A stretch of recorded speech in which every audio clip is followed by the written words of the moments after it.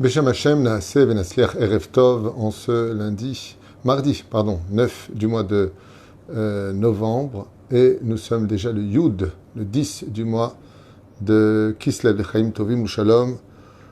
Shiur acheté ce soir par Meryl Zerbi Bayekara pour les 30 jours de sa tante, Liliane Kamuna Cardoso, Bat Fortuna Messaouda, Ruach Hashem Tenachena Began Eden, Elion Vechol Sherovot Imah, בכלל הרחמים והסליחות וכן יהי רצון ונאמר אמן. תהיה נשמתה צור החיים בנודע יותר דבר שהקדוש ברוך הוא גם כן ירים את נשמתם של כל מתי ישראל ובכללם ג'ורג'ל בן שמחה אליס, ז'ילו יום טוב בן יסמין ידום, מרדכי בן דוד עטיה, ז'רר גרוליק, אלי אלמן בן מזל, חיים אהרון יוסף בן אסתר, יוסף בן רחל, יגת שירה בת יבון, מרים בת שמחה, מישל שמחה בת Esther, David Eli Baruch ben Marcel Alav Shalom.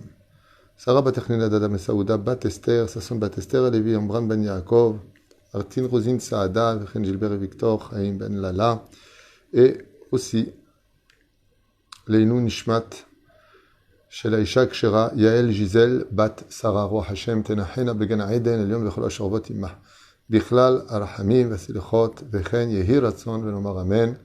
רפואה שלמה, החלמה מהירה לכל חולי ישראל וכל חולות ישראל בכל אתר ואתר, ברכה והצלחה. aussi בעזרת השם pour tous nos תורמים, qu'Akadosh Baruch Hu יברך אתכם, כל עם ישראל, pas que ceux qui nous aident, tous ceux qui aident la Torah particulièrement, et même ceux qui ne l'aident pas, qu'Akadosh Baruch Hu leur donne le mérite de mettre leur possibilité au service de la Torah, qui est la nous et la Torah Hashem, Bezrat Hashem. Pour ce premier shiur, donc pour l'élévation de l'âme des 30 jours. Nous commençons donc par ce premier shiur pour Liliane Kamuna Cardoso, Bat Fortuna Messaouda, une grande atzlacha aussi à Meryl Zerbib, Kol HaKavod de penser au Niftarim, Kol HaKavod Behemet, c'est l'attente. Qu'elle vous bénisse du ciel, vous et toute votre descendance. Il y a marqué, à propos de la paracha de la semaine, quelque chose qui doit tous réveiller chez nous une réflexion. Il y a marqué comme ça, dans notre paracha, juste un instant, pour prendre le livre, ce sera plus simple. Malachim, Olim, Veyordim, Bo. Yaakov Avinu alav shalom, quand il sort d'Israël pour aller justement à Haran, le texte de la Torah nous parle d'un événement un peu spécial. Elle nous dit Veine, et voici, Malaché Elohim, Olim veyoredim bo. Voici que des anges montent et descendent de cette échelle. Olim techil avar kach yordim, malachim shelivu ba'aretz, en yotzim chutz la'aretz va'alu la'rakia, ve'ardu malaché chutz la'aretz le'lavoto. Rashi Akadosh intervient, et dans ces merveilleuses explications sur Toyagen al-Kulanu, Rashi nous dit que les anges d'Eretz Israël, pas simplement les âmes du peuple d'Israël, la Neshama ne sort pas du territoire d'Eretz Israël, mais que même les anges qui appartiennent à Eretz Israël ne descendent pas en galoute, et donc il aura fallu que les anges d'Eretz Israël, qui étaient donc en train d'accompagner Yaakov sur terre, montent sur l'échelle de l'ascension des sphères célestes, montent en haut et laissent descendre les anges de Chutz La'aretz qui viennent d'un autre monde qu'on appelle Alma Deophanim, le monde Deophanim. Car en Chutz La'aretz, les anges que nous avons sont les anges qui viennent des mondes les plus bas, sont des anges très fragiles, qui viennent de Chutz La'aretz. Par contre, en Eretz Israël, les anges que nous avons viennent des Olamot les plus élevés, comme le monde de la Yetzira. On est déjà dans des mondes très puissants. Et c'est eux qui accompagnent l'homme en Eretz Israël. Pourquoi ? Parce que pour vivre en Eretz Israël, où on est dans le palais du roi, il faut automatiquement avoir des anges d'un autre grade, d'un autre niveau. Et la Neshama de chaque juif se trouve que en Eretz Israël, comme le stipule la Gemara dans Ktubot Kuf Yud Aleph, et dans d'autres référentes comme le Zohar et d'autres Sfarim. Mais il y a aussi autre chose qu'il faut retenir. Chazal nous disent, Mazé, Malachim Olim Veyordim Bo. Ça veut dire quoi, les anges qui montent et qui descendent? Qu'est-ce que les anges avaient à faire à monter et à redescendre? S'ils sont montés, c'est pour vérifier quelque chose. S'ils sont redescendus, c'est pour vérifier quelque chose. Vous savez, comme j'en ai fait un shiur il n'y a pas tellement longtemps, nous vivons dans des mondes parallèles. C'est-à-dire qu'il y a des choses autour de nous que nous ne voyons pas, que nous ne comprenons pas et qui pourtant existent bien. Il y a des couloirs à travers des dimensions qui sont tout autour de nous. Par exemple, là je vous parle, je suis dans mon bureau, mais autour de nous, il se passe des choses qu'on ne voit pas, qu'on ne comprend pas. Il me suffirait de faire une mitzvah, comme nous sommes en train de le faire, en train d'étudier la Torah, pour faire grandir l'atmosphère dans laquelle je me trouve dans la Kedusha. Il suffirait, chas v'shalom, qu'une personne dans cette pièce se mette en colère, ou qu'elle dise de mauvaises paroles, ou qu'elle insulte, tout simplement, ou pire encore, qu'elle faute dans une quelconque débauche morale, orale ou action, pour que toute la dimension ici disparaisse, pour se remplir d'un coup de nouvelles situations où on va ouvrir la porte à des mondes parallèles. Et tout ce qui est interdit par la Torah, tout ce que la Torah nous donne comme conseil de ne fais pas, fais attention, en réalité a pour conséquence d'ouvrir des portes, des mondes parallèles qui doivent absolument rester parallèles. Sinon, qu'est-ce que ça va provoquer? Comme deux trams, boum, qui se rencontrent parce qu'ils étaient sur les mêmes rails. Quand on veut vivre en paix, on dit que les rails ne se rencontrent jamais. C'est pas tout à fait juste, d'ailleurs on le voit dans le voyage à travers les trains, que des fois on change de rail et puis que les rails se rencontrent. Imaginez qu'elles se rencontrent en même temps que deux trains rouleraient sur le même système, eh bien ça provoquerait un accident terrible et tout le monde en pâtirait. Ainsi donc est notre vie. Nous sommes, Bezrat Hashem, sur des messilotes, messilat yesharim, donc il faut faire, comme l'appelait le Ramchal, il faut voyager avec droiture dans notre vie, et faire attention et de comprendre que les seuls perdants de la vie sur un comportement illicite et un comportement anti-Torah aura pour conséquence d'ouvrir des portes de spectres ou d'êtres parallèles qui auront un droit de pouvoir sur toi. Et donc, fais attention à ce que tu dis, fais attention à ce que tu regardes, fais attention à ce que tu écoutes, et fais aussi très attention à ce qui va sortir de ta bouche. Car chacune des choses qui se réalisent ouvre ou ferme la porte, apporte la lumière ou retire la lumière. Ainsi donc, maintenant que vous avez compris cette parenthèse qu'on a d'ailleurs souvent vue ensemble, revenons sur ce verset-là de la paracha de Vayetze. Des anges montent et ils redescendent. Ils remontent et ils redescendent. Olim ve yordimbo. Mazotomeret. Qu'est-ce que les anges avaient comme intérêt à comprendre ou à comparer entre des mondes parallèles? Alors il faut savoir que les mondes parallèles se trouvent très souvent sur les côtés. Il y a aussi des mondes parallèles qui se trouvent au-dessus et pire encore au-dessous de nous. Ce n'est pas une blague ni une métaphore, ça existe vraiment et ce n'est pas parce qu'on ne les voit pas que cela ne leur donne pas toute légitimité d'exister. Par exemple, j'ai un cerveau mais je ne le vois pas. Ce n'est pas parce que je ne le vois pas qu'il n'existe pas. Il est là et grâce à cet interrupteur que j'ai dans ma boîte crânienne, je peux communiquer ce que mes connaissances, grâce à Dieu, me permettent de pouvoir vous transmettre. En d'autres termes, ce sont des intermédiaires. Voilà que nous avons des mondes parallèles, et dans les mondes parallèles dans lesquels nous sommes, il y a nous en haut. Chacun de nous sommes en haut. Tel que Dieu nous a fait descendre sur terre, avant d'être nés, Akadosh Baruch Hu nous a soignés de tous nos défauts. Il a soigné notre visage à l'image de Dieu, c'est-à-dire un visage sans tache, sans défaut. Je parle de spiritualité, bien sûr. Et il nous a donné un visage qui représente les 5 partsoufim, Alpi Kabbalah, c'est-à-dire les 5 sens dans lesquels le Créateur du monde se dévoile du monde d'en haut dans le monde d'en bas.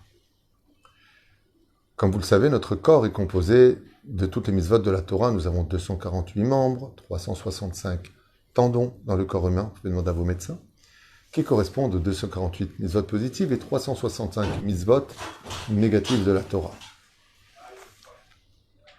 Les Chachamim nous disent, quand on descend sur terre, eh bien, malheureusement, quand on voit des choses qu'on ne doit pas voir selon la Torah, on va déformer la situation spirituelle de nos yeux qui existe en haut. Quand on sent des choses que la Torah nous demande de ne pas sentir, comme de sentir le parfum d'une femme, l'otin af, qui est un interdit de la Torah, on va déformer quelque chose au niveau de notre nez. Quand on dit des paroles qu'on n'a pas le droit de prononcer, du lachon hara, motzi shem ra, des mensonges, de la vulgarité et autres, on va déformer quelque chose que nous on ne voit pas, mais que les anges, eux, voient. Ce qui fait que le monde dans lequel on vit est trompeur. Vous pouvez voir des personnes de très très belle apparence, physiquement, waouh, comme il est beau, comme elle est belle, tout ce que tu veux. Aval, si on voit la vérité, qu'est-ce qu'ils sont laids? Pourquoi? Parce que ce que l'on voit, c'est des traitements, c'est leur façon d'aller bronzer, leur façon de mettre des pommades. Mais ce n'est pas la vraie beauté, comme dit Rabbi Nachman dans le Likutei Moharan.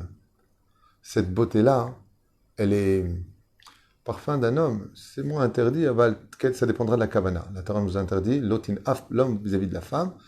Aval, on peut le prendre aussi de l'autre côté. Ceci étant, si l'homme va rendre défectueux ce qu'il est, d'extérieur, ce qu'on appelle la vitrine, il peut être de très belle apparence, homme comme femme, mais en réalité, les anges, quand ils le voient, me disent, mais qu'est-ce qu'il est laid! Et il y a des gens qu'on pourrait voir de nos propres yeux, qui ne sont pas spécialement des waouh, mais dont l'âme est d'une beauté rarissime.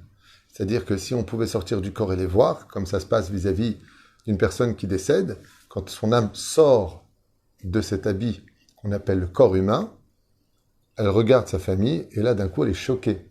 Parce que les personnes de sa descendance, de ses frères ou de ses sœurs ou de ses cousins, cousines, qu'elle voyait comme de très bonnes personnes, d'un coup, elle les voit moches, presque ils font peur, tellement leur langue, elle est sale, elle est pleine de pustules, mais ça, on ne le voit pas physiquement. Et les anges, c'est ce qu'ils ont voulu voir. Est-ce que le diyukno, c'est-à-dire le visage de Yaakov dans le ciel, est le même que celui qu'il regarde sur terre? Malachim olim veyordim bo.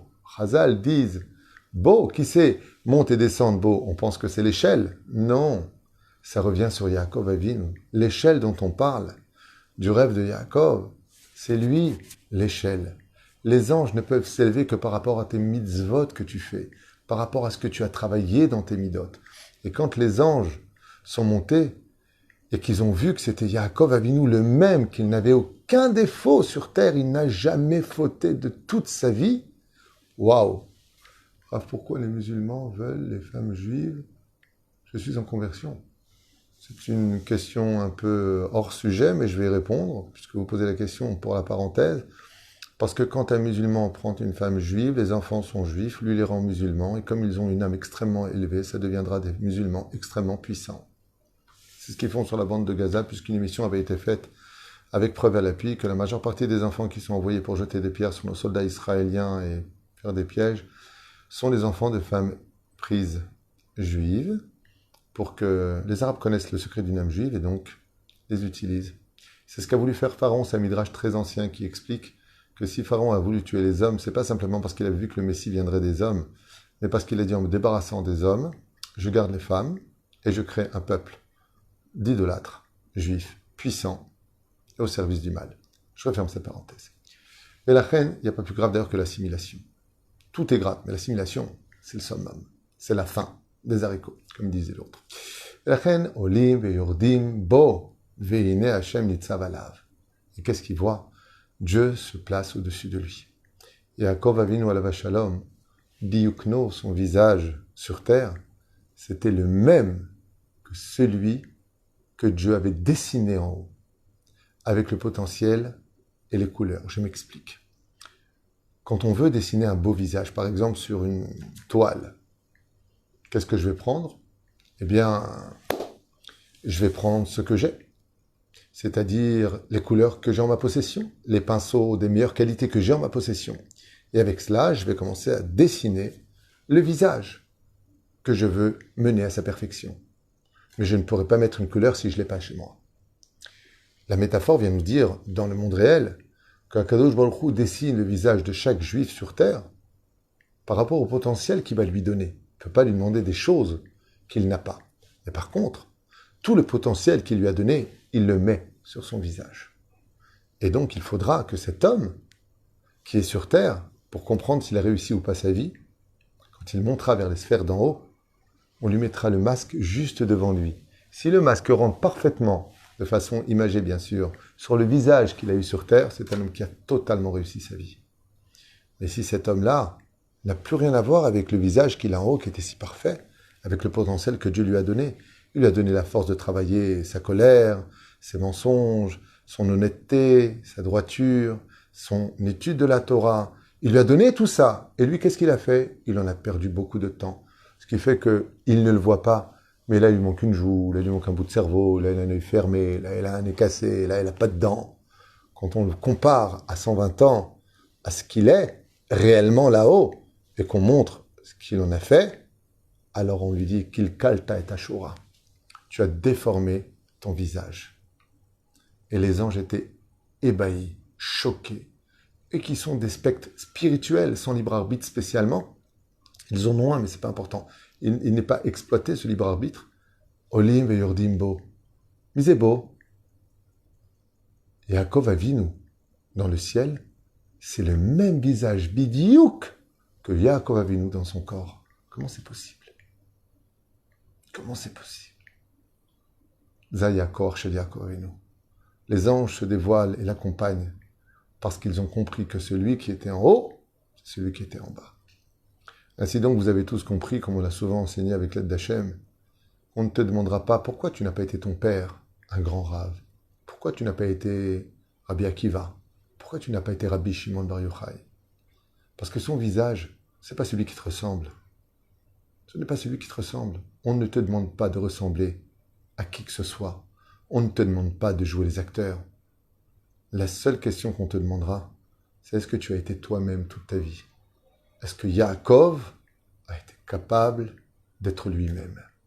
Et grâce à cela, grâce à cet événement, quand Yaakov Avinu se battra la semaine prochaine contre l'ange, donc quand il va envoyer les anges chez Esav, et qu'il va se battre contre le Ilouï de Esav, le génie de Esav, eh bien, il lui dira, ton nom ne peut plus être Yaakov, mais Israël, Yachar El, tu es droit, tu as le même visage, lui a dit l'ange, que celui que j'ai rencontré en haut. Le peuple d'Israël, c'est le peuple de la droiture qui est capable de ressembler à ce que Dieu attendait de lui. Si on arrive à ce niveau-là, on peut tous y arriver. C'est dépendant uniquement de notre teshuva, de notre travail des midot, de notre empathie et de notre sympathie. Qu'est-ce qui se passerait? Je vous donne un tout petit exemple pour finir. Un exemple qui vaut le coup d'être entendu. Qu'est-ce qui se passerait si, par exemple, vous étiez une personne géniale? Mais vraiment, c'est le cas, Baruch Hashem. Il est vraiment génial. Quand je dis génial, c'est tout le temps souriant, tout le temps agréable, avec une totale confiance en Dieu, tout le temps positif, jamais de paroles négatives, jamais de réflexion à personne, toujours en train d'arranger tout le monde, toujours en train... Vraiment une personne, waouh, on aime être en sa compagnie. Et de l'autre côté,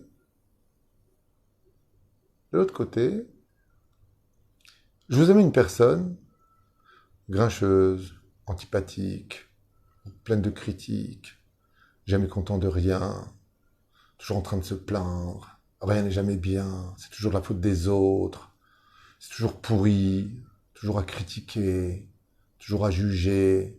Comment vous supporteriez cette personne? Ce serait un guéhinam à vivre. Pour une personne qui est super sympathique, souriante, d'être à côté de quelqu'un de rhum comme ça, mon Dieu, tout sauf ça. C'est exactement ce qui se passe pour une âme. Quand viendront les jours de chacun d'entre nous, où les anges d'en haut viendront chercher notre âme, vous savez vers qui elle va nous amener? Vers nous là-haut. Et le vrai nous que nous aurions pu être ne supportera pas ce que nous sommes. Waouh! Mais c'est qui lui? On lui dit, c'est toi. Mais non, ça c'est pas moi, lui il est moche. Il est blide et il est rkik. Moi je suis sympathique. Chelek Elokam Imaal. Si la vie est un miroir, il faut savoir que le plus beau des miroirs, c'est de garder l'effigie et l'image de ce que Dieu a créé de nous, en nous envoyant dans ce monde, avec tout le potentiel que nous avons à exploiter, les mitzvot à garder, et tout ce qui s'en va, et tout ce qui s'ensuit. Par exemple,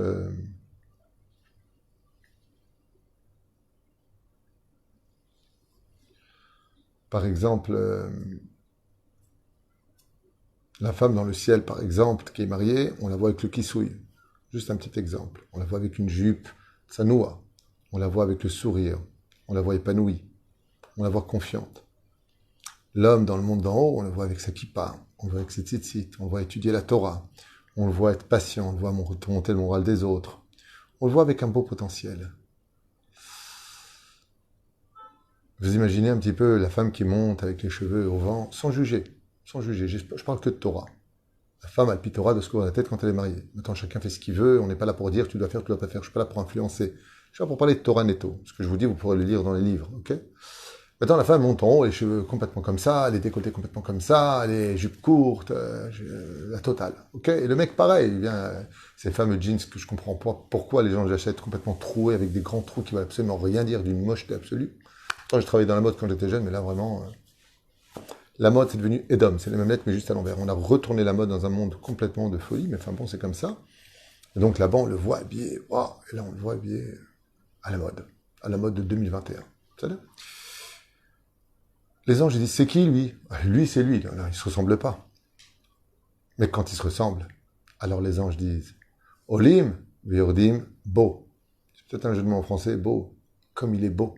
Car dans le judaïsme, celui qui est considéré comme étant beau, c'est celui qui a de la crainte. Shekarachen ve'evel ayufi ishair atashem hi tetalal. Seule la femme qui a craint Dieu est digne de louange.